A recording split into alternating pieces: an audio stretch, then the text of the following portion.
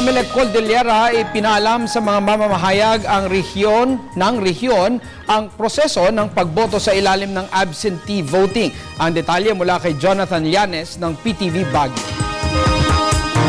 Pinarating ng tanggapan ng Commission on Elections sa mga mamamahayag ng Baguio at Cordillera ang pamamaraan ng pagboto sa ilalim ng absentee voting.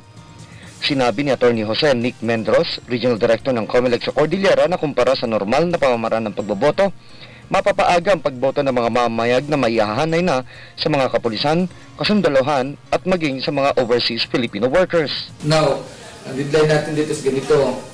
For those practicing and based in Baguio City,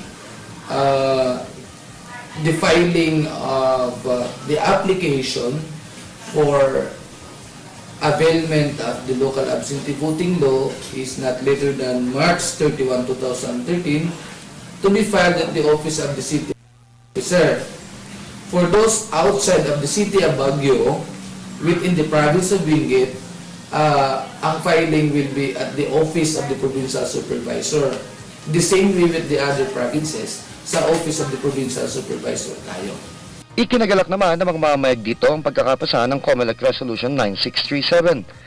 Ayon sa kanila, mabibigyan na ng pagkakataon ng mga mamamayag na makapamili ng kani-kanilang kandidato sa national level o sa hanay ng mga senador.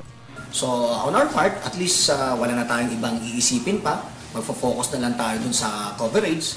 And one thing more, baka may time kasi na ma-dispatch yung mag-duty sa ibang lugar, yung ibang kasamaan natin, at hindi niya na maharap na bumoto kung saan siya nakarehistro. Okay.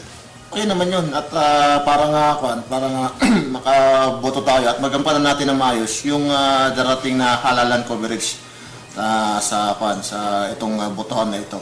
Hindi na tayo maistoro pa o pipila pa sa ating mga presinke. Maganda yung napag-aproba ng COMELEC. Maliban dito, hindi na rin magiging hadlang ang pagkakatalaga ng mga mamamayag sa ng resyon sa araw ng halalan na malimit hindi makaboto dahil dito. Para sa akin, mas madadali yung trabaho natin ng mga manunulat, lalong-lalo na pwede natin gampanan yung responsibilidad natin bumoto kasi kadalasan na-assign tayo sa mas mga malalayang lugar, hindi na tayo nakakaboto. So, natutuwa ako na pwede na akong mag-exercise ng right ko to vote ng mas maaga. Ina-appeal ko lang sana dahil ngayon yata kailangan magbumoto ka lang yung national, hindi local. Sana idagdag din yung local dahil privilege mo it's a privilege also to choose yung local candidate mo within certain area kahit isang media member ka lang. Mula sa Luzon ng Bagat para sa Telebisyon ng Bayan, Jonathan Llanes.